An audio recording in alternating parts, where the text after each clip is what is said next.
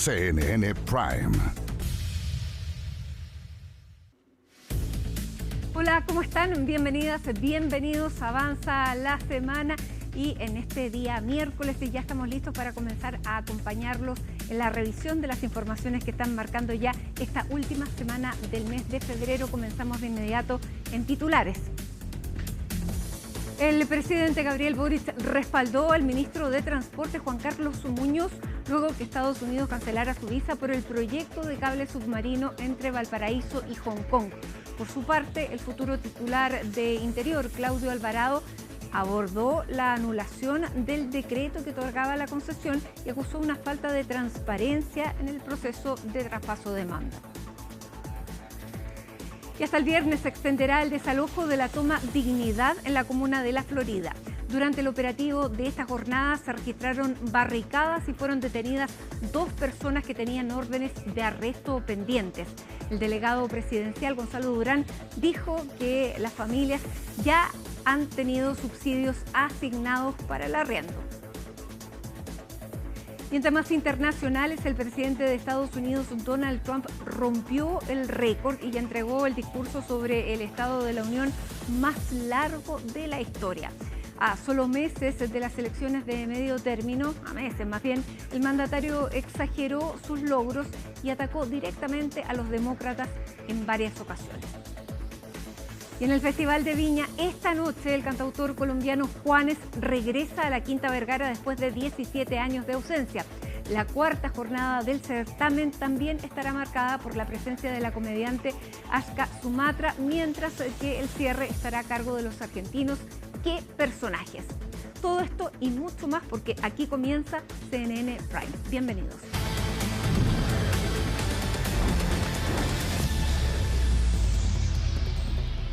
Comenzamos con una noticia que nos sorprendió durante este mediodía porque un reo logró escapar esposado desde el juzgado de garantía de Colina y ahora es buscado por la policía. Tomamos contacto con Felipe Hernández para conocer todos los detalles de este suceso, por lo menos sorpresivo, por poner un calificativo. ¿Cómo está, Felipe? ¿Cómo estás, Mati? Muy buenas noches. Efectivamente, pues porque se sigue en la búsqueda de este sujeto de 19 años de nacionalidad chilena y que fue formalizado en la jornada del día de ayer, más bien, detenido en la jornada del día de ayer, formalizado en la jornada del día de hoy por el delito de participación en un turbazo ocurrido en la comuna de Colina. Esto el día 16 de febrero. Fue formalizado con aparentemente otro sujeto que habría participado de ese mismo delito, esa misma jornada, de tan solo 17 años. Bueno, los dos quedaron, uno, el adulto, con prisión preventiva y el otro con internación provisoria. Pero ustedes están viendo en imágenes el escape de estos sujetos, quienes vieron la posibilidad de realizar esta acción y aprovecharon el momento de descuido de los gendarmes para finalmente entonces concretar su escape. Sin embargo, esto hay que señalarlo, el de 19 años logra salir por la puerta principal del juzgado de garantía de Colina, pero el de 17, bueno, es atrapado prácticamente a metros, poquito después de haber cruzado la puerta principal del juzgado de garantía de Colina. Por eso mismo es que está siendo intensamente buscado este sujeto para poder entonces darle alcance y, de todas maneras, pueda enfrentar a los tribunales y que pueda cumplir la medida cautelar que le fue decretada en la jornada del día de hoy. ¿Cómo se da todo este contexto? ¿Por qué llegan estos dos sujetos a ser formalizados y con el correspondiente escape, como ustedes están viendo en imágenes? Bueno, lo cierto es que el día 16 de febrero, en horas de prácticamente terminando la hora del día, hablamos de la tarde-noche, se produce un violento hecho ocurrido en el sector del condominio La Katana, esto en el sector de Chicureo, comuna de Colina, y es en ese lugar, en la casa número 7, donde un grupo de sujetos ingresa hasta este domicilio a realizar un robo con intimidación en un lugar habitado. Estaban las víctimas al interior de este domicilio y fueron violentamente afectadas, en este caso un robo muy violento, y es así como se produce este turbazo. Los sujetos huyen del lugar y estuvieron siendo buscados por personal de la Brigada de Robo Suroriente de la PDI hasta finalmente dar con el paradero de dos de los presuntos involucrados, que son los que enfrentaban al juzgado de garantía en la jornada del día de hoy. Se desarrolló el control de detención en contra de estos sujetos a las 2:30 del día, y cuando ya todo se había declarado legal en cuanto a la detención, bueno, se inicia el proceso de formalización de cargos. Y es cuando ya se había decretado las correspondientes medidas cautelares para ambos que es en ese minuto donde se produce este escape. Pero aquí han habido algunas novedades, y es en torno a la situación de los gendarmes que participaron o que estaban con la correspondiente responsabilidad de custodiar a los dos imputados. Es que hay situaciones o hay novedades, hay noticias en torno a esta situación de estos funcionarios de Gendarmería. Pongan atención, esta es la declaración que entregó la institución de Gendarmería de Chile a propósito de este hecho ocurrido durante el mediodía de hoy. Esto es al momento que la autoridad judicial les decreta su prisión preventiva. Se paran de su silla y intentan huir de la sala. Uno logra acceder a la vía pública, mientras que el segundo sujeto fue reducido por personal penitenciario.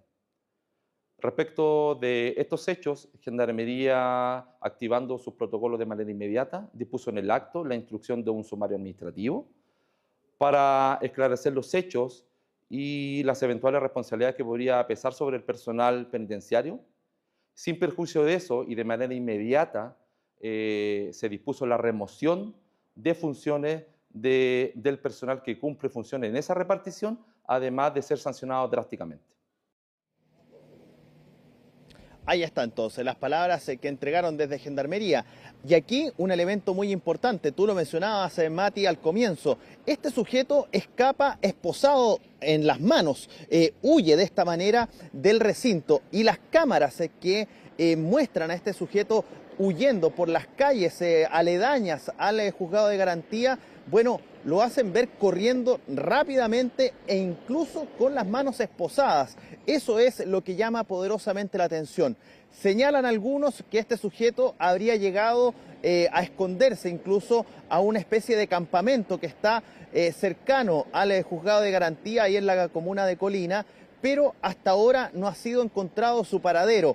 Por eso es que hay dos brigadas de la Policía de Investigaciones buscándolo. La Brigada de Ubicaciones de Personas y también la Brigada de Robo Suroriente, para justamente tratar de dar lo antes posible con el paradero de este sujeto, el que hasta ahora no ha sido encontrado, pero de todas maneras se sigue buscando intensamente. Por otro lado está la situación, y aquí todos se preguntarán, bueno, pero ¿cómo no había más gendarmes en el exterior de la sala de audiencia? Porque hay que hacer una clarificación. Dentro de la sala de audiencia es Gendarmería quien tiene la responsabilidad, pero en el resto del edificio hay guardias privados que son los encargados de custodiar la seguridad y mantener el orden prácticamente ahí en los pasillos de estos recintos de justicia. Esa es la gran diferencia. Dentro de las salas es Gendarmería. Ellos custodian entonces a los imputados, y es en ese sentido entonces que por eso es que se infringe esta normativa o esta seguridad de los imputados. Logran escaparse y por eso se toman las medidas correspondientes en contra de estos funcionarios. Y lo otro es que hay un antecedente, Mati, que se maneja en torno a este hecho, y es que estos sujetos aparentemente habrían conocido la situación de la infraestructura de la sala. Habrían sabido, entre otras cosas, que la puerta de la sala por donde escapan habría estado en mal estado, y por eso es que habrían encontrado el momento y habrían escapado con esa facilidad y rapidez también, a pesar de la incomodidad que significa andar con esas esposas para este sujeto de 19 años, el que todavía no se encontraba. Claro, lo curioso es que ellos se hayan dado cuenta y no los funcionarios que estaban ahí permanentemente y que conocían el lugar. Preguntas para la investigación. Muchísimas gracias, Felipe Hernández, con la noticia de esta hora. Muy buenas tardes. Que esté muy bien. Chao, chao. Chao. Y este miércoles se dio comienzo a la segunda fase del desalojo de la toma Dignidad, donde se busca sacar a la totalidad de las viviendas que quedan en ese lugar. Los detalles en la nota de Pablo Figueroa. Ya habían pasado un par de horas desde el inicio del desalojo y las personas que tenían que salir planteaban. Acá en noviembre vinieron a hacer los informes sociales de mi gente y de varias gente que no venía a hacerlo, ¿cierto? ¿Y qué pasó? Usted se fue de vacaciones. ¿Está en el sistema la gente? No está, porque yo lo he revisado y la gente no está. Entonces no mientan, digan la verdad.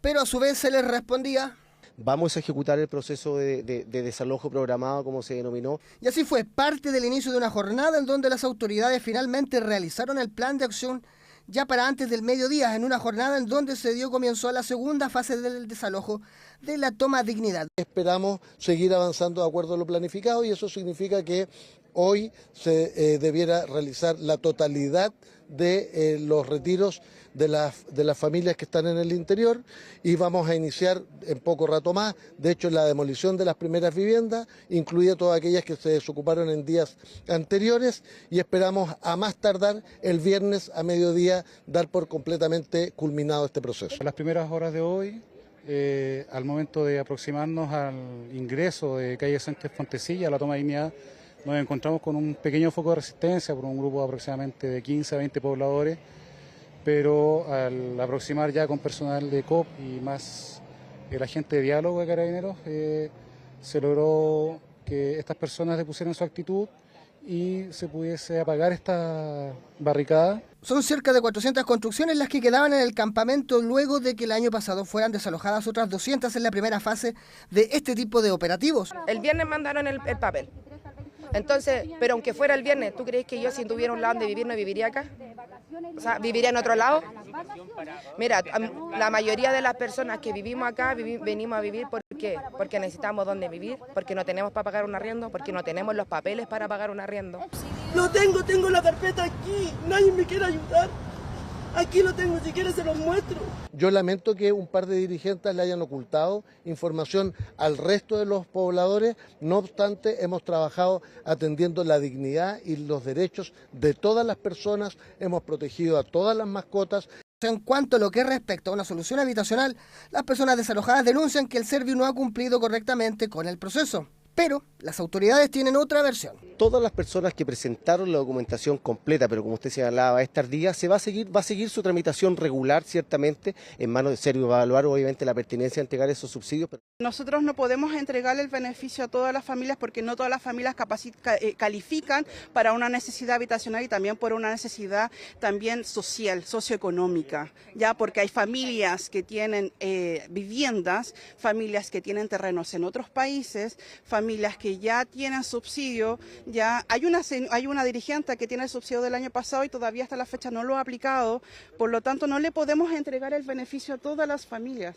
Por eso tiene que ser tan riguroso la revisión en este caso, porque es un beneficio por parte del Estado. En lo concreto y en el corto plazo se habilitó un albergue transitorio para al menos 50 personas, de las cuales pueden llegar las que fueron desalojadas esta jornada.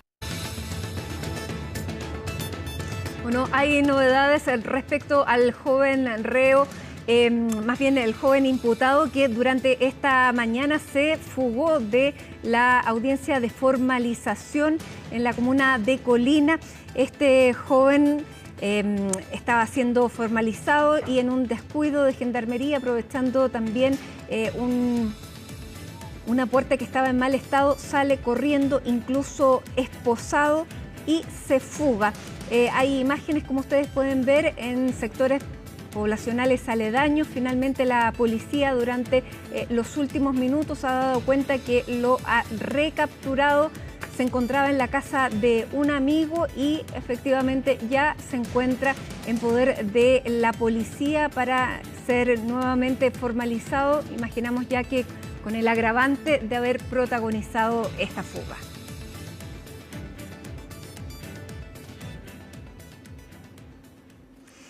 Y nosotros avanzamos con el tema que se ha tomado, la discusión política y no solo política, porque en medio de la controversia que ha generado el proyecto del cable submarino entre Chile y China y las sanciones que impuso Estados Unidos, el presidente Gabriel Boric salió a respaldar públicamente al ministro Juan Carlos Muñoz. El jefe de Estado destacó la gestión del titular de Transportes y Telecomunicaciones y agregó que el gobierno sigue con la frente en alto.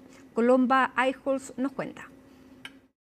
Quiero destacar el liderazgo de nuestro ministro de Transporte y Telecomunicaciones, Juan Carlos Muñoz. Un reconocimiento que llega en días complejos para el ministro de Transportes y Telecomunicaciones tras las sanciones impuestas por Estados Unidos en medio de la controversia por el cable óptico submarino que uniría a Chile con China y los cuestionamientos luego de que se conociera que en enero el gobierno firmó el decreto que otorgó la concesión y 2 días después lo anuló.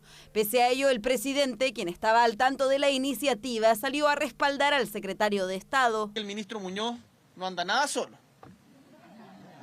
Está con nosotros estamos con él y vamos a seguir trabajando por el bien de Chile y desde el espacio que nos toque de aquí en adelante, sin temor, con la frente en alto. Justamente esa ha sido la postura que el Ejecutivo ha mantenido a través de sus ministros, quienes han defendido el relato sobre la evaluación del proyecto. Sin embargo, en la oficina del presidente electo cuestionaron el alcance de los antecedentes entregados, considerando además que se abrió una arista penal luego de que la moneda remitiera antecedentes al Ministerio Público por un presunto hackeo a empresas chilenas advertido por Estados Unidos. Lamentablemente en estos últimos días nos hemos ido enterando de nueva información y es por eso que nosotros hemos tomado una postura responsable con el objetivo de poder responderle con certeza a la ciudadanía, esperar tener todos los antecedentes y plantear una postura que esté en relación a los beneficios para Chile. Beneficios que este proyecto, que según una resolución dictada el 29 de enero por el Ministerio de Ecología y Medio Ambiente de China, cumplía con las exigencias de protección establecidas en la normativa de ese país, podría traer para Chile, aunque se trata de una evaluación que desde el equipo del mandatario electo han señalado que realizarán una vez que lleguen a la moneda, considerando las críticas que han manifestado por la falta de antecedentes. Cuando surge este tema, lo que corresponde es dar la versión completa de los hechos. Hay una falta de transparencia en un proceso de traspaso de mando donde deberían tener al menos la deferencia de comunicar cuando hay decisiones que son complejas. Decisiones que, al no ser comunicadas oportunamente, evidencian, según el futuro ministro del Interior, no solo un problema comunicacional, sino también un cuestionamiento a la conducción de la política exterior y a la forma en que se llevan adelante estos procesos. Declaraciones que fueron respondidas por la ministra vocera al término de su reunión bilateral con su sucesora Mara Cedini. El proyecto está en evaluación justamente, como hemos dicho, desde el momento 1. Ni más ni menos. Yo pediría que antes de hacer esos juicios o esas acusaciones infundadas, al menos hay un mínimo de solidaridad con un ministro de Estado que ha sido sancionado por otro país de manera arbitraria. Ministro que se reunió este miércoles con su sucesor Luis de Grange para informarle sobre el estado del proyecto y los antecedentes técnicos en una cita que forma parte de la serie de bilaterales que está llevando adelante el Ministerio de Transportes y Telecomunicaciones en el marco del traspaso de mando. Y aquí en CNN Prime vamos a conversar a esta hora con quien fue embajador de Chile en China durante los 2 periodos de presidencia del expresidente Sebastián Piñera. Esto es en el periodo de 2010, 2014, 2018, 2022. Me refiero a Luis Schmidt. Luis Schmidt, muchísimas gracias por estar con nosotros. Bienvenido. Probablemente nadie conoce mejor las relaciones comerciales de Chile y China durante tanto tiempo como usted, así que gracias por estar acá. Gracias, Matilde, por invitarme. Y también nadie conoce desde la génesis y ha seguido el desarrollo tan de cerca de este cable subterráneo entre Chile y China como usted. Cuéntenos cómo fue la propuesta y cómo se fueron ejerciendo las distintas presiones para llegar al minuto en el que estamos hoy. Bueno, esto parte en el segundo mandato de la presidenta Bachelet, cuando ella visita de Estado a China, y la empresa Huawei ya le ofrece la posibilidad de hacer este cable de fibra óptica, ¿ya?, entre Chile y China, ¿ya? Incluso ofrece, digamos, probablemente hacerlo a muy bajo costo para Chile, como un proyecto ya de gobierno a gobierno. La presidenta aceptó, digamos, ya de estudiar el tema, pero por condiciones, digamos, del mismo proyecto. O sea, estos son proyectos, digamos, que valen entre 350, 400 millones de dólares, incluso el proyecto Humboldt actual, se habla, digamos, que es hasta mitad de camino, digamos, o sea, hasta Australia, valdría entre 350 y 550 millones de dólares. Entonces, no son proyectos, digamos, muy baratos y por lo tanto requieren una cantidad de estudios. Esto llegó, digamos, al final al gobierno del presidente Piñera en el segundo periodo, ¿ya? Y me tocó a mí, digamos, recibir el impacto, ¿ya? Pocos días antes de la visita del presidente Piñera a China, ¿ya? Nosotros teníamos programado una visita a la ciudad de Shenzhen y una visita al cuartel general de Huawei. Shenzhen es una provincia donde está el Silicon Valley de los chinos, donde están grandes empresas como Huawei, como Microsoft, como Google, ¿ya?, que están ciencia y tecnología allá, y habían 4 razones por ir. Una, el tema de electromovilidad, BYD es el cuartel general, también está en Shenzhen, firmar un acuerdo de ciencia y tecnología con la ciudad. Tercero, visitar Huawei, ¿ya?, por el cable de fibra óptica. Y cuarto, digamos, una reunión con los CEO de las mayores empresas de alta tecnología de China. Bueno, abril de 2019, que era la fecha del viaje, viene Mike Pompeo, secretario de Estado norteamericano durante la primera administración de Donald Trump. Viene a hacer la advertencia y no solamente la hace por los canales diplomáticos, sino que él además, a través de nuestro canal, que fue la única entrevista televisada que dio, le pregunto, y me toca hacer a mí la entrevista, si iba a tener consecuencias la visita del presidente Sebastián Piñera a la planta Huawei, y él advierte que el presidente puede hacer lo que quiera, pero que las consecuencias de a quienes entreguemos nuestros datos va a llegar. ¿Qué pasó ahí? Bueno, ¿qué pasó ahí? Que inmediatamente el presidente me contactó, digamos, conmigo y me dijo, mira, Luis, por prudencia yo creo que más vale suspender esa visita a, no solamente, digamos, a Huawei, sino que la visita, digamos, a Shenzhen, que es una provincia que está bastante alejada de Beijing, 5 horas en avión, ¿no es cierto? Bueno, yo de alguna manera, como ya estábamos encima, porque la visita se hiciera y se caducara solamente la visita al cuartel general de Huawei, cosa que el presidente aceptó. Incluso aún más, en algún momento me dijo, mire, yo voy a llevar a la subsecretaria de Telecomunicaciones, que se junte ella, digamos, con los ejecutivos de Huawei en el hotel.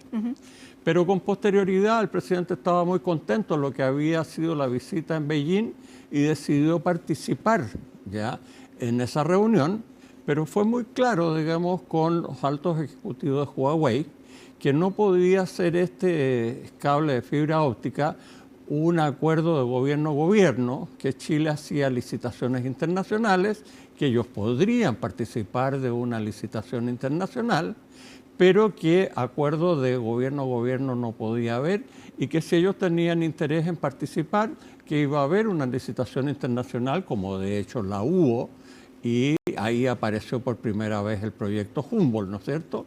Ya, pero quedaba medio camino, o sea, el proyecto inicial que partía en China, finalmente no se desarrolla, sino que se llega a esta alternativa de la mitad. Bueno, efectivamente, tal como usted dice, el proyecto Humboldt está funcionando, va a llegar hasta Australia. Y ahí no hay capitales chinos. Y ahí no hay capitales chinos, hay capitales norteamericanos, está metido Google entre medio, ¿no es cierto? Pero ese proyecto lleva, digamos, a la mitad del problema. Ahí tenemos entre China y Chile, existen 22.000 kilómetros, hasta Australia hay 13.000 nomás, o sea, todavía queda la mitad de camino para llegar al Asia. Bueno, sin perjuicio de lo anterior, ¿ya? Y estos son elucubraciones porque el gobierno ha sido bien poco transparente en decir qué es lo que pasó, ¿ya? Yo sí supe en el mes de diciembre, por informaciones que yo tengo personales, de que se estaría estudiando este proyecto. Entonces, claro, cuando usted escucha, digamos, las diversas autoridades, el subsecretario dice una cosa, el ministro dice otra, por el otro lado hubo un proyecto que se estaba de manera incipiente, ahora sabemos que ya el proyecto se había firmado y aprobado 3 días después. El decreto para empezar la tramitación de los permisos, que eran 13. Exactamente. Y bueno, evidentemente, digamos, ahí hay una cantidad de divergencias que uno no sabe, digamos, a quién creerle. Claro, porque se dice que se devuelve el decreto por un error de tipeo, después por una advertencia que había recibido el ministro. Claro, que pero hay cosas que los chilenos nos preguntamos, ¿no es cierto? Exactamente. Yo le digo, un proyecto que tiene esta cantidad de años, ¿es posible argumentar algo como eso para decir que se elimina un decreto? Es muy complejo porque en realidad, ya tal como usted dice, esto se está hablando hace muchos años, y en sí como proyecto, si usted me pregunta mi opinión, yo no lo encuentro malo. De hecho, digamos, el centro comercial del mundo ya está en el Asia, y tener una cable de fibra óptica con el Asia hace mucho sentido, digamos, para que Chile participe de los avances tecnológicos, de la rapidez de entrega de datos y una cantidad de beneficios que a lo mejor hay que estudiarlo. Pero cuando usted ve un proyecto que va a costar entre 350 y 550 millones de dólares, que todavía no lo sabemos, y en 60 días o 63 días se aprueba, digamos, yo creo que aquí algo falló, ¿ya? Y eso, digamos, no solamente tuvo repercusiones con Estados Unidos, sino que también obviamente puede tener repercusiones con China. Ahora, para conocer más en detalle, esto es de una empresa china, ¿no es verdad? China Mobile es la empresa más grande de telecomunicaciones de China. Ya, y que en agosto de 2025 se constituye en nuestro país a través de un estudio de abogados que además es el estudio Barros Errázuriz. Aquí no hay colores políticos que estén involucrados, porque aquí hay personas que pertenecen a una transversalidad bien grande, porque Chile y China llevan haciendo negocios durante mucho tiempo. ¿Qué me puede decir usted de esta empresa? Bueno, lo primero que yo le diría, Chile rompió la barrera a los 100.000 millones de dólares en exportaciones el año 2024. Este año llegamos a los 107.000 millones de dólares. 40% de esas exportaciones van a dar a China. Y nuestro segundo socio comercial es Estados Unidos, 16.000. O sea, China dobla a Estados Unidos, y por lo tanto hay muchas empresas presentes de China en Chile.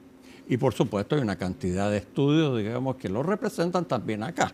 Entonces, para mí, digamos, que el estudio Barros Errázuriz haya hecho la presentación o la instalación de la empresa China Mobile, bueno, evidentemente es una cosa normal para cualquier empresa china que quiera instalarse, digamos, en este país.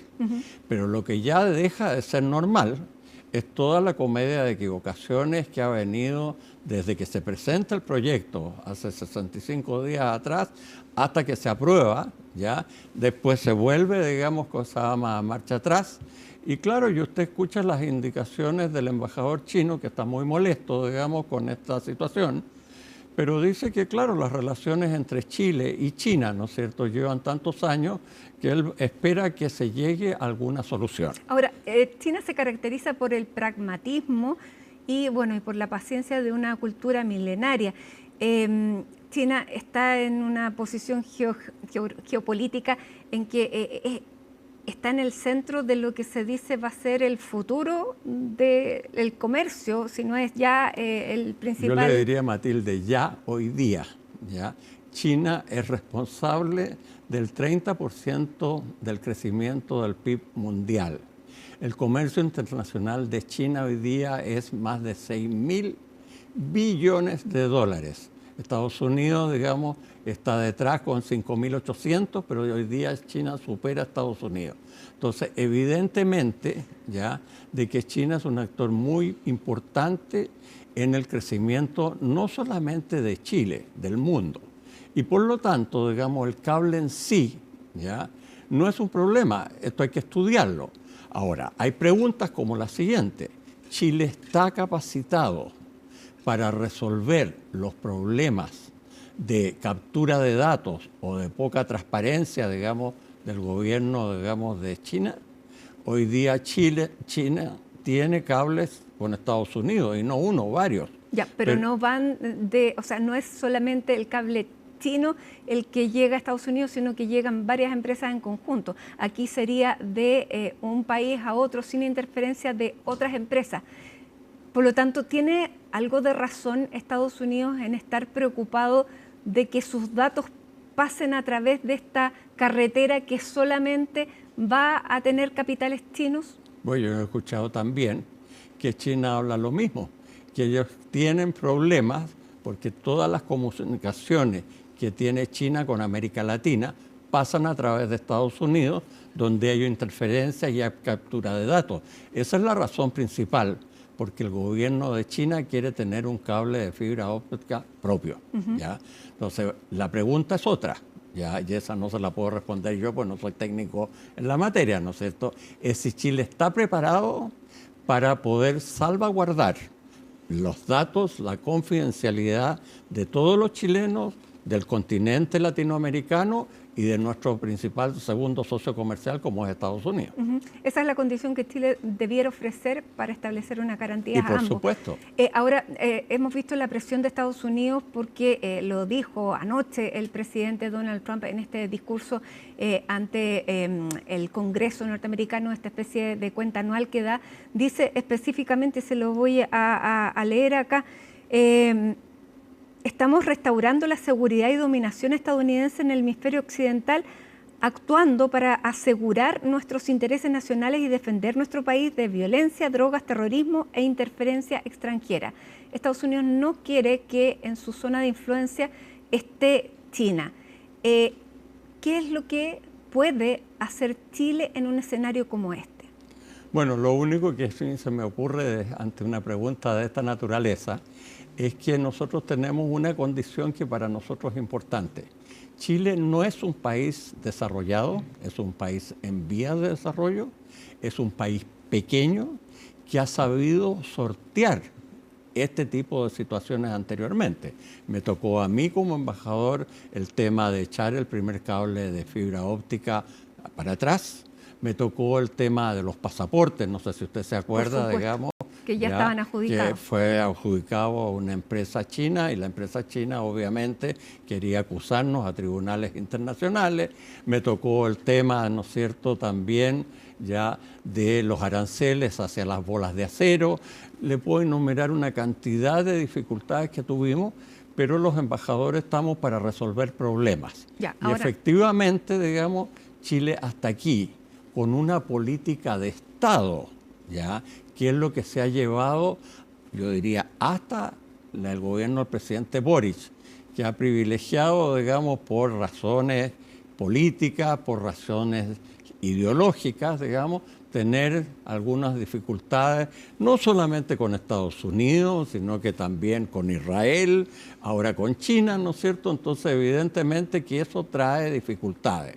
Cuando Chile aplica esta política de Estado que se ha llevado por muchos años, los embajadores hemos sabido sortear Chile, esta situación. ¿Usted cree que en este momento, con la situación geopolítica y este nuevo orden mundial y este nuevo estado de las cosas, con este esquema de seguridad que ha presentado Estados Unidos, Chile puede todavía mantenerse en esta delgada cuerda floja entre ambos países? Yo creo que el mundo ha cambiado después del segundo periodo del presidente Trump.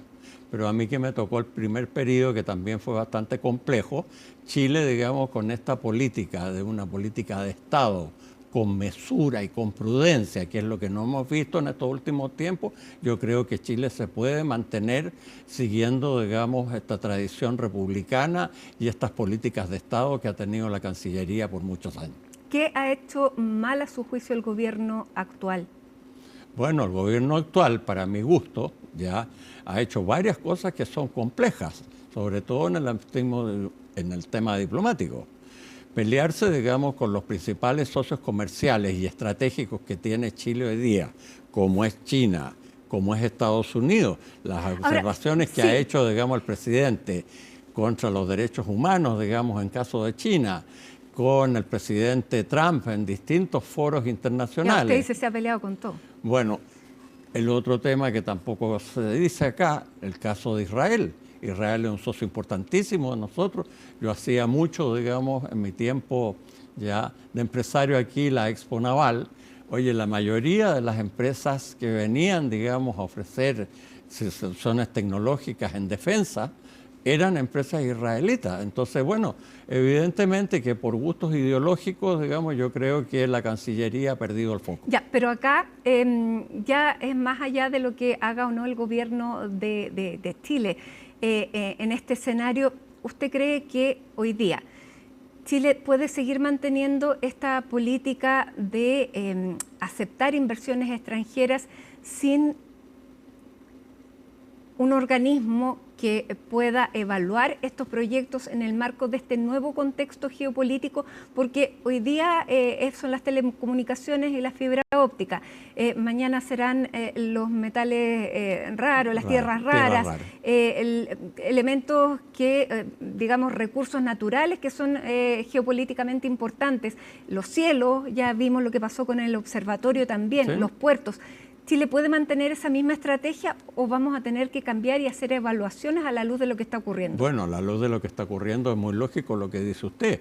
Hasta aquí, digamos, las cosas las hemos podido llevar a cabo y funcionar, pero hoy día no hay una institucionalidad, ¿ya?, que estudie, digamos, un sistema para trabajar estos temas. Evidentemente que eso es nuevo y vamos a tener que estudiarlo para poder seguir avanzando. Pero como le digo, una de las mayores ventajas que tiene Chile es que Chile es un país que molesta poco en el comercio internacional y en el ámbito internacional. Somos un país chico en vías de desarrollo al fin del mundo, entonces al final del día, muchas de las veces, digamos, cuando el presidente Boric, y le lo digo con mucho respeto por nuestro presidente, ataca al presidente Trump, yo creo que ni siquiera sabe el presidente Trump de lo que está pasando. Entonces, evidentemente que eso, para esta situación, es una ventaja de que seamos un país al fin del mundo, ya con una economía en vías de desarrollo y que molestamos poco. Ya, pero que no hagamos ruido en este escenario parece que no vale tanto, porque este mensaje aparentemente también es para toda la región, porque hay intereses de China para establecer esta ruta de la seda y se está haciendo una advertencia por los puertos en otros países, se está haciendo advertencia por eventuales carreteras. Por lo tanto, pasa efectivamente por lo que Chile decida o no, o estamos en una situación que escapa al área de influencia o de lo que podamos hacer. Yo diría, digamos, hoy día en este mundo tan convulsionado, tan distinto, digamos, que en lo que hemos visto en este primer periodo del presidente Trump, que acaba de cumplir un año, ¿no es cierto? Evidentemente que nosotros debemos estudiar, ¿ya?, y ser muy cautelosos cómo vamos a seguir a futuro. Porque tal como usted dice, si bien es cierto, Chile molesta poco, estas son advertencias generales, ¿no es cierto?, para regiones enteras. Y eso, digamos, hay que estudiarlo y resolverlo durante nuestro próximo gobierno. Y si Chile tuviera que tomar una decisión, ¿puede elegir entre un país que es hasta ahora la máxima potencia rectora de Occidente, pero que tiene un gobierno que dura 3 años más, o China, que es un gigante, que es hoy la potencia económica más grande del mundo en el área más desarrollada, que se ve es el futuro? Si tuviera que tomar esta decisión, ¿qué tendría que hacer? Hoy día no puede Chile tomar esa determinación. Si eso significaría, no sé si usted ha visto, digamos, hoy día, China, digamos, representa el 40-41% de nuestras exportaciones. Si nos deja comprar cobre 15 días o litio o las cerezas que nosotros exportamos con tanto aprecio, digamos, a China, evidentemente que la situación económica de Chile se vería tremendamente resentida. Por lo tanto, Chile, digamos, en estos momentos no está acondicionado para tomar determinaciones entre una nación u otra. Muy por el contrario, hoy día tenemos que tratar de tener una política de Estado muy cautelosa, de no tratar de herir intereses muy legítimos que pudieran existir en Estados Unidos y en China. Ahora, ¿China puede dejar de comprarnos cobre? ¿Cómo ejerce la presión China? Porque los dos países tienen estilos absolutamente distintos, están enfrascados en esta guerra, pero mientras uno es muy exuberante y es muy público, China tiene otra manera de ejercer su diplomacia y lo viene haciendo durante mucho tiempo, pero lo hace de una manera soterrada. ¿Ejerce la presión China? ¿Lo hace sentir? Pero por supuesto, digamos, lo que pasa es que son culturas diferentes. Tanto Estados Unidos como Chile son culturas jóvenes. Cuando hablamos de China son 6.000 años de cultura, son sistemas muy distintos. Entonces, por lo tanto, China es un país pragmático, como lo acaba de decir usted. El embajador ha dicho que va a trabajar, digamos, así como ha trabajado con el presidente Boric y el gobierno del presidente Boric, va a trabajar con el gobierno del presidente Kass, ¿ya? Y que China ha trabajado con gobiernos de izquierda y de derecha, y eso es una realidad, ¿ya? Y por lo tanto, digamos, hoy día, ¿ya? Los sistemas, ¿ya? Tanto de Estados Unidos como de China son completamente distintos. Cuando usted mira a China, ¿ya? Excepto el conflicto que existe en Taiwán, prácticamente no tiene conflictos, digamos, muy violentos, digamos, con el resto del mundo. Cuando usted ve, digamos, Estados Unidos está metido en cuántos conflictos existen en el mundo entero. Entonces, bueno, son maneras distintas de enfocar los problemas. Y le vuelvo a repetir, digamos, China tiene una cultura, digamos, de 6.000 años y nosotros, digamos, tanto Estados Unidos como Chile, Latinoamérica, somos culturas nacientes, de 200, 250 años. Por lo tanto, China también puede esperar. China también puede esperar, pero también tiene un límite, ¿no es cierto? Todas las cosas en este mundo, digamos, siempre tienen un límite. Cuando el presidente, digamos que de manera muy legítima, él creía que atacando al presidente Trump, ya podría, digamos, satisfacer ya los intereses y los intereses de sus partidarios. Bueno, tanto va el cántaro al agua, como digo yo, que a veces se rompe. Y esta puede ser uno de los problemas que estamos teniendo con Estados Unidos. Si le tuviera que dar un consejo al presidente electo José Antonio Kast, ¿qué le diría? No, mire, yo conozco mucho, digamos, al presidente electo.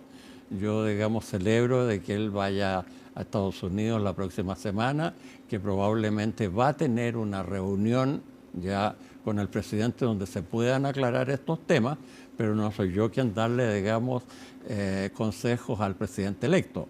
Muy por el contrario, yo creo que él tiene hoy día, ya, y así lo ha dicho el subsecretario Rubio, que ellos esperan trabajar muy bien con el presidente Kass, entonces tiene una oportunidad de poder solucionar estos temas que hoy día nos hacen daño.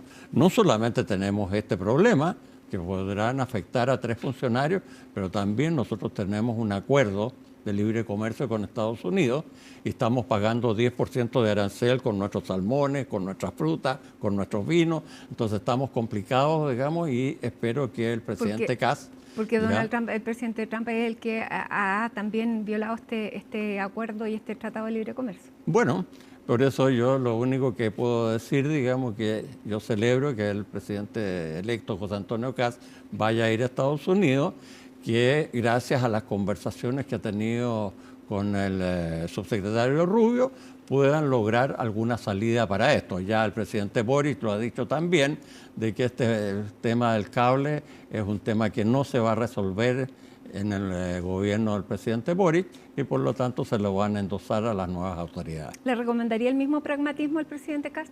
Y por supuesto, yo le recomendaría el mismo pragmatismo y la misma, digamos, ya sapiencia, ya que han tenido, digamos, que se llaman nuestras relaciones diplomáticas por tantos años y especialmente con China. Luis Schmidt, ex embajador de Chile en China en 2 periodos. Muchísimas gracias por acompañarnos aquí en CNN Chile. Muchas gracias, Matilde, por la invitación y como siempre estamos a su disposición. Muchas gracias. Seguimos avanzando con temas de la jornada. Les contamos que un estudio de Libertad y Desarrollo reveló un aumento de un 21% en las listas de espera en hospitales durante el actual gobierno. Sin embargo, desde la administración cuestionaron esos resultados. Francisca Cárdenas nos cuenta más.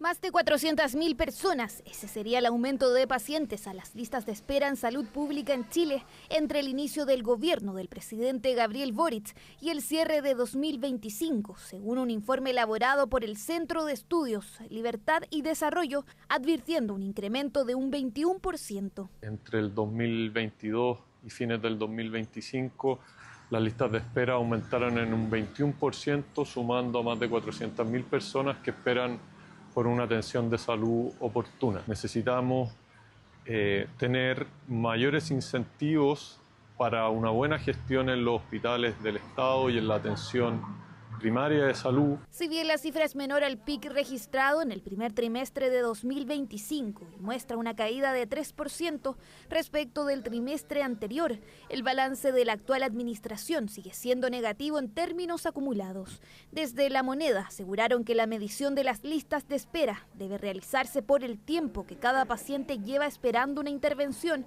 cirugía o especialidad y no por la cantidad de personas en espera. La cifra precisa para poder efectivamente evaluar la espera son los tiempos de espera. Es decir, que las personas que requieren de un nivel de atención de mayor complejidad, para lo cual son derivados, y en eso se traduce en una lista de espera, que aquellas personas esperen menos tiempo para poder acceder a esa prestación a la que fueron derivadas.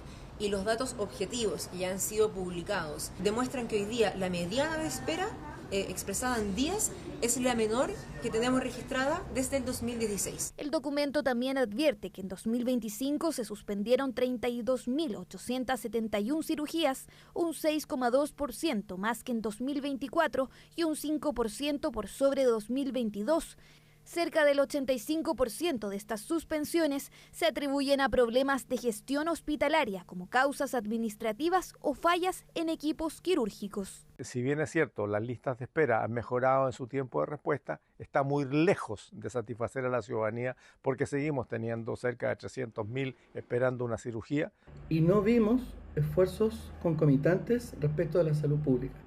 Es cierto que hubo algunos avances como el copago cero, la atención primaria universal y otros, pero creo que lo relevante no quedó resuelto durante esta gestión. Pero en el Congreso también hay varios proyectos pendientes que no se lograron destrabar por parte del Ejecutivo y los parlamentarios, como la reforma a la salud, que busca establecer un fondo universal y una reestructuración del rol de las ISAPRES, el de mejoras para la salud mental, la regulación de la eutanasia, entre otros. El copago cero, también que se siga implementando el GES.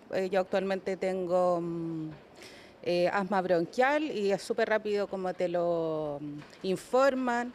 Mi mamá también ocupa mucho la salud pública. Yo creo que la capacidad de profesionales, porque hacen falta, eso sí, porque las horas son, ¿cómo le podría explicar? Son muy acotadas. La política quizá de salud mental, llevarla como a que llegue a más espacios, más hogares, y también en cuanto al cuidado de la infancia. Durante 2024, más de 41.000 personas murieron mientras se encontraban en listas de espera en salud, de las cuales alrededor de 11.000 correspondían a pacientes con tumores. Más de 22.000 millones de dólares es la suma total de inversiones para este 2026. Minería y energía apuntalan esta cifra y Natalia Muñoz nos va a entregar los detalles. Continúa la minería entregando bonanzas para nuestro país. Es que la mayor parte de las inversiones privadas y estatales de este 2026 corresponderían a proyectos mineros, según los datos de la Corporación de Bienes de Capital. Para el año 2026 se ven buenas perspectivas de inversión, particularmente porque los últimos 2-3 años venimos en un escenario creciente en términos de tendencia. Tuvimos el pic el año pasado con cerca de 24.800 millones de dólares en proyectos grandes. Para este año se estiman en total 22.000 millones de dólares a materializar en inversiones. De ellas, 32% corresponde al sector minero, en un escenario favorable con un alto precio en los commodities. Chile ofrece una estabilidad importante para la inversión minera. La inversión minera, la característica que tiene es que es de largo plazo. en esta canasta de inversión. Naturalmente que el cobre tiene un protagonismo especial, pero es importante señalar que ya aparecen proyectos de litio, proyectos de oro, proyectos de hierro. Y no es solo la minería que repunta. 25% de las inversiones corresponde al sector energético, liderando con las energías renovables no convencionales. Si comparamos el periodo 25-28 con respecto al anterior, el sector energético tiene un incremento 83% respecto al mismo periodo anterior. Eso es un incremento súper relevante. Eso quiere decir que hay un montón de proyectos que ya cuentan con RCA y ya tienen un cronograma definido que van a entrar en periodo de implementación. De ellas, la región de Antofagasta lidera con el 29% del total nacional, impulsado por iniciativas mineras y energéticas, donde todavía quedan desafíos importantes, ya que 6 de cada 10 proyectos corresponden a la etapa de construcción. La menor parte corresponde a proyectos que nosotros denominamos greenfield, es decir, proyectos nuevos, proyectos que parten de cero. El 9% del monto que se da corresponde a ese tipo de proyectos. Y si nosotros quisiéramos realmente mover la aguja, tendríamos que precisamente incentivar eso. Además, desde los gremios advierten que todavía quedan brechas en materia de permisología para avanzar rápidamente en la tramitación de permisos ambientales. Sin duda que hay espacios para mejorar el tema del proceso para la obtención de permisos. Si se logra hacer eso, que parece ser uno de los focos de la nueva administración, del nuevo gobierno, es fundamental para crear mejores condiciones, sumado a condiciones de mercado, que son el principal impulsor de la industria minera, digamos, de proyectos de la industria minera. Pero eso no ha impedido de que sigan habiendo hallazgos, inversiones, que sigan inversiones en exploración, sobre todo, como decía antes, en proyectos que ya están funcionando y que son conocidos y que tienen una probabilidad de éxito muy grande. Por lo tanto, hay un desafío ahí para el próximo gobierno de atacar especialmente la permisología, en este caso, palabra que a algunos no les gusta, pero si la pudiéramos eliminar nosotros somos los más contentos. El quinquenio 2025-2029 suma más de 83.000 millones de dólares en inversión, donde su pronto desarrollo depende del avance de los permisos. Y hoy se cumple un año del apagón más grande que ha afectado al país. Un hecho que dejó en evidencia las complejidades y las fallas del sistema eléctrico nacional, lo que llevó a la Superintendencia de Electricidad y Combustibles a aplicar sanciones por casi 30.000 millones de pesos. Javier Albornoz tiene el informe. Todo lo que tenía que fallar falló al mismo tiempo. Ha pasado exactamente un año desde que un movimiento no autorizado provocó una falla en cadena que hizo caer al sistema eléctrico nacional y lo mantuvo a oscuras por casi 10 horas. Fue el mayor apagón de la historia de Chile. El origen de la falla ocurrió en el corredor Cardones-Polpaico. Eso luego de una intervención no autorizada, específicamente en la línea de transmisión de 500 kilovoltios operada por la empresa ISA Interchile, ubicada entre Vallenar y Coquimbo. Y que produjo un desbalance total en el sistema, que fue el origen. Y de ahí viene la segunda fase, que es la propagación. Para entender el origen de la falla es necesario explicar que el sistema opera en balance. Se necesita que entre la misma cantidad de energía que se demanda. Por lo tanto, al alterarse la cantidad, se produjo un fallo que no pudo ser contenido por los mecanismos de defensa. Entonces, las protecciones, al parecer, no estaban suficientemente bien ajustadas para que el sistema pudiese responder ante esta contingencia de gran envergadura. Otro de los antecedentes que ha salido a la luz con las investigaciones es que la línea donde ocurrió la falla estaba operando por sobre el máximo que se esperaba. De acuerdo a la superintendencia, debía transmitir 1.500 kilovoltios, pero estaba en 1.800. Sin embargo, frente a este punto hay discrepancias dependiendo del organismo que responda.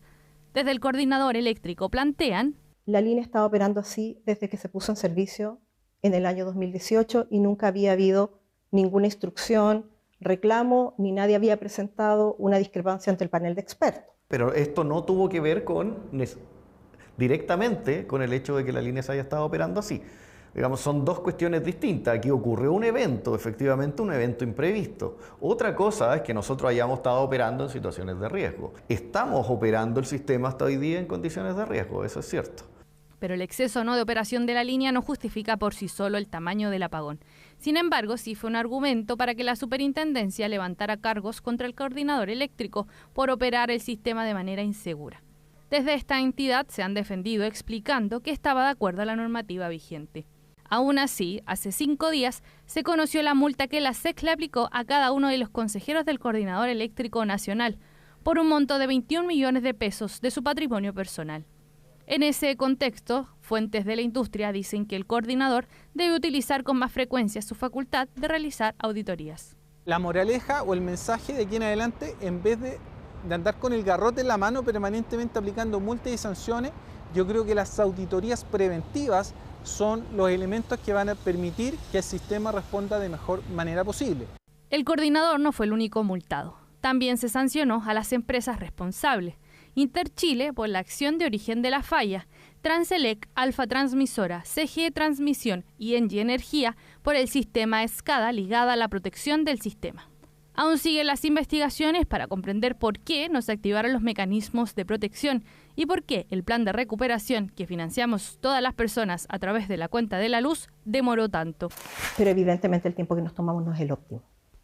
Yo creo que 3 horas es un tiempo sensato para recuperar el servicio en una falla. Esta demora, explica, se dio por no contar con los sistemas de comunicación y telecomando que también fallaron, cuyo principal responsable sería la empresa Transelec. Esto impidió que el coordinador pudiera dar la señal para que las generadoras eléctricas inyectaran energía. Tal como dicen los actores de la industria, estuvieron a ciegas y se inició una cadena de eventos desafortunados. Y ahí sí se produjo un desacople entre la información que tenía la empresa de generación y la información que estaba comunicando por parte del coordinador. Que el Coordinador Eléctrico Nacional, que es la torre de control, no tenía comunicación con los aviones. Entonces, al final del día, el problema de las acciones remotas que habían que hacer en subestaciones clave del sistema para implementar el plan de recuperación del servicio no funcionaron. Entonces, los sistemas de comunicaciones también fallaron. En resumen, todo lo que tenía que fallar falló al mismo tiempo. Sin embargo, fuentes de la industria plantean que el sistema tenía problemas para que se inyectara energía. Las empresas de generación sostienen es que las máquinas tenían las condiciones técnicas, habían respondido positivamente al llamado y de hecho algunas máquinas 7 veces o más de veces trataron de entrar al sistema, pero el sistema en su conjunto, y eso ya no depende de una empresa en particular, no tenía todavía las condiciones técnicas eléctricas para permitir el ingreso de esas unidades. Pero la investigación también indicó que algunas generadoras no estaban en condiciones para entrar. Que efectivamente hay unidades en el sistema eléctrico que no tenían entonces ni la disponibilidad que se había declarado y tampoco tenían la forma de responder frente a este requerimiento sistémico, ¿cierto?, frente a una perturbación tan grande como la que tuvimos el 25F. Pero, ¿estamos mejor? Desde el coordinador y las empresas plantean que han aplicado medidas correctivas ante todas las situaciones que ocurrieron. Estimo que sí, estimo que está mejor preparado, estimo que podría encapsularse la falla y que las consecuencias no serían similares al 25F. Tenemos certeza que está mejor, pero no al 100%. Esto es un proceso de incorporar a la cultura de nuestro mercado una cultura de rigurosidad y cumplimiento normativo. Hoy día, por ejemplo, varias de las empresas, algunas de nuestras empresas asociadas están haciendo simulaciones con el mismo coordinador para evitar problemas futuros como este. Hoy día se están haciendo cosas que quizás deberíamos haber hecho antes, efectivamente. Nosotros lo que vemos es que hoy en día hay un sector eléctrico más consciente de la realidad del sistema eléctrico chileno y que tenemos que poner nuestras mejores capacidades y talentos al servicio de que el sistema opere cada vez en mejores condiciones. Si bien el sistema está presentando situaciones que hay que seguir monitoreando, también hay que dar la tranquilidad que el sistema eléctrico chileno, para lo avanzado de la penetración de energías renovables variables y almacenamiento, es un sistema que da tranquilidad para la operación. Un apagón que, según estimaciones, le costó 450 millones de dólares al país y del cual esperamos hayamos aprendido las lecciones. Y esta es una información de último momento de la que ha dado cuenta Radio Biobío en su portal y se trata de la fuga de al menos 2 reos desde la expenitenciaría de Santiago. Les damos la información que, como les contábamos, tiene Radio Biobío y que señala que estos reclusos, con información preliminar de la radio, habrían escapado desde el interior de la expenitenciaría, hecho que fue advertido por funcionarios durante el recuento obligatorio de la tarde.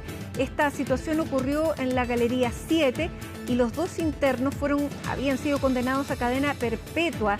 Los 2 internos que son los que habrían protagonizado esta fuga. Fuentes al interior de la institución dicen que se han realizado procedimientos de conteo en 2 ocasiones, confirmando la ausencia de estos 2 individuos.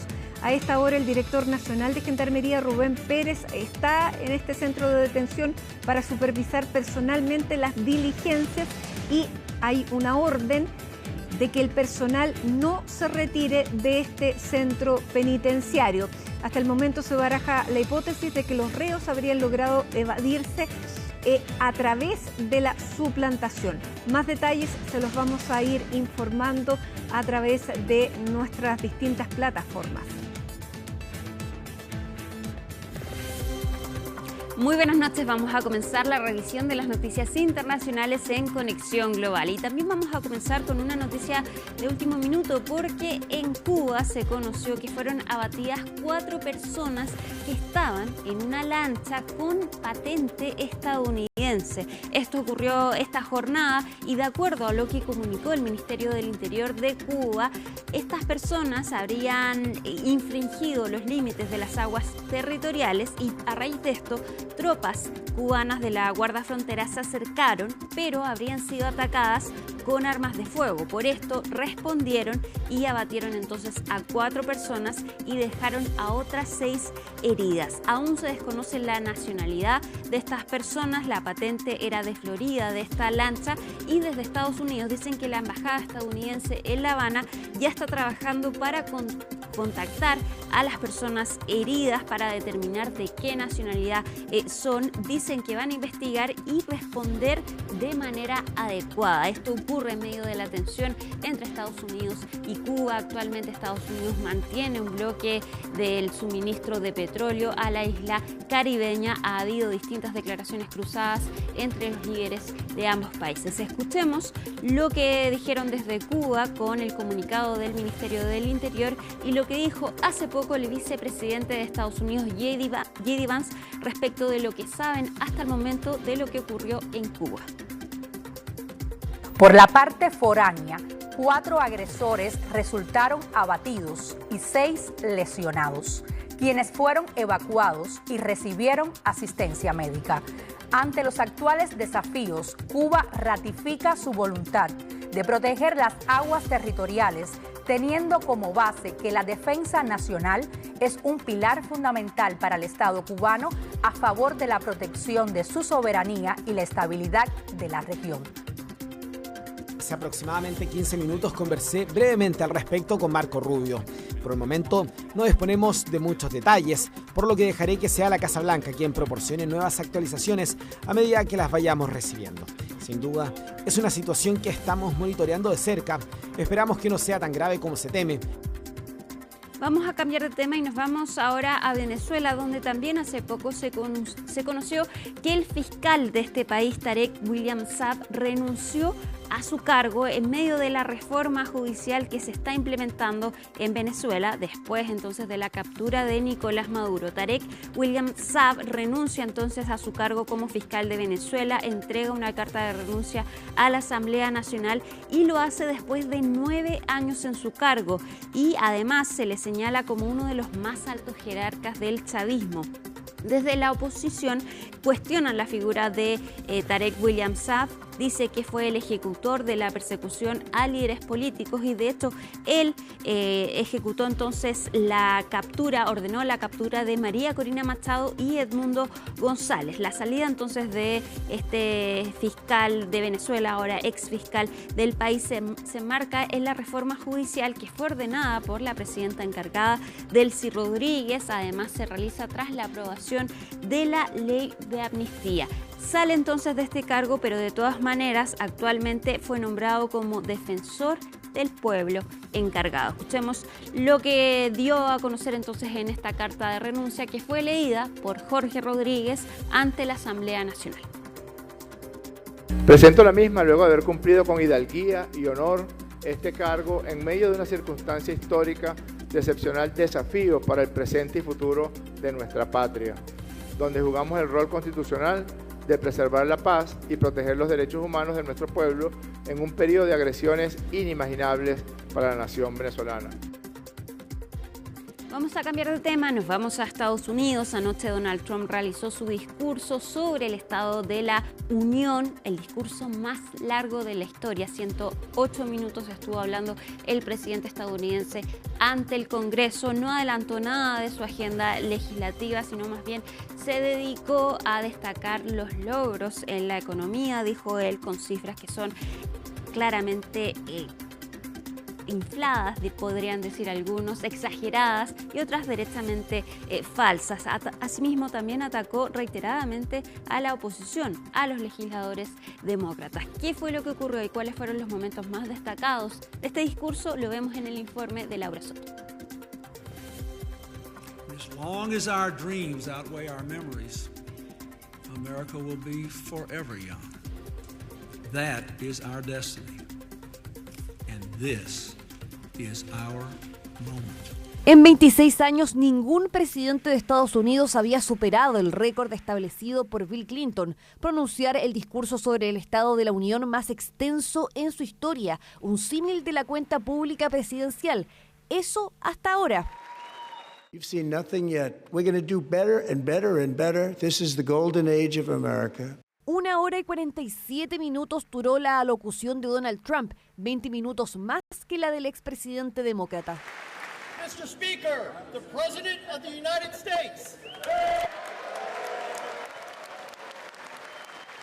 El mandatario dio de qué hablar desde el momento en que pisó el hemiciclo de la Cámara de Representantes. Saludó con efusividad a sus aliados, pero fue visiblemente más frío con los 4 jueces de la Corte Suprema de Estados Unidos que atendieron el evento, el mismo tribunal que el viernes pasado anuló la mayoría de sus aranceles globales.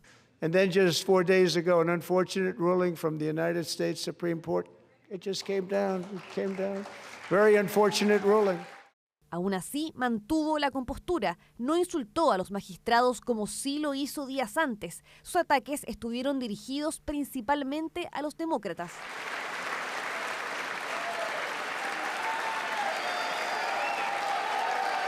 El representante Al Green fue retirado de la sala por sostener un cartel que decía "Los negros no son simios", haciendo referencia al video publicado por Trump y posteriormente eliminado que caracterizaba a Barack y Michelle Obama como monos. Pero el momento más tenso vino después. If you agree with this statement, then stand up and show your support. The first duty of the American government is to protect American citizens, not illegal aliens. El mandatario quiso provocar la reacción de los demócratas, quienes no se pusieron de pie. La posterior respuesta de Trump levantó los gritos de representantes opositoras. You should be ashamed of yourself not standing up. You should be ashamed of yourself. That is why I'm also asking you to end deadly sanctuary cities that protect the criminals and enact serious penalties for public officials who block the removal of criminal aliens. El líder republicano no abordó el asesinato de 2 estadounidenses en Minneapolis a manos de agentes de inmigración, ni tampoco se refirió a ICE en general. Tampoco detalló sus esfuerzos de deportación. Nuestro presidente nos dijo esta noche que estamos más seguros, porque estos agentes arrestan a madres y detienen a niños. Piénsenlo. Así que vuelvo a preguntar. ¿Está el presidente trabajando para mantener seguros a los estadounidenses, tanto dentro como fuera del país? Todos sabemos que la respuesta es no. En política exterior, el foco está en Irán. A 8 meses del bombardeo a sus instalaciones nucleares, el presidente no despejó las dudas respecto a posibles nuevos ataques si fracasa la vía diplomática. After Midnight Hammer, they were warned to make no future attempts to rebuild their weapons program, and in particular, nuclear weapons. Yet they continue. My preference is to solve this problem through diplomacy. But one thing is certain, I will never allow the world's #1 sponsor of terror, which they are by far, to have a nuclear weapon. Can't let that happen. El primer discurso sobre el Estado de la Unión de su segundo mandato llega 8 meses antes de las elecciones de medio término, una cita clave donde los republicanos podrían perder su mayoría en el Congreso. Bueno, y en este discurso también Donald Trump se atribuyó la caída de El Mencho, el líder del cartel Jalisco Nueva Generación en México, algo que desde México criticaron, cuestionaron, porque solo han dicho que Estados Unidos solo le prestó una ayuda de inteligencia, nada más que eso. Escuchemos lo que dijo Donald Trump y lo que le respondió la presidenta de México, Claudia Sheinbaum. We've also taken down one of the most sinister cartel kingpins of all. You saw that yesterday. In January,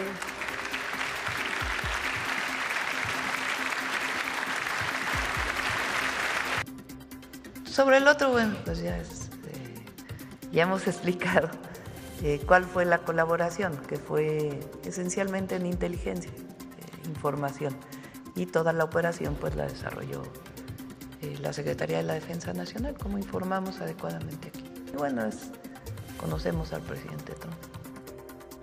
Vamos a hacer un completo análisis de este discurso a las 10 de la noche en Conexión Global Prime. Yo me despido, pero al regreso sigue más Mati Burgos con CNN Prime. Que estén muy bien y muy buenas noches. Chao.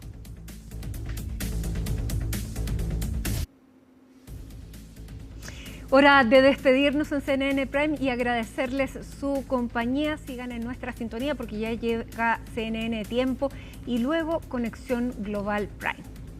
Miércoles 25 de febrero, así estuvo nuestro país y el mundo. Somos CNN Chile. Muy buenas noches.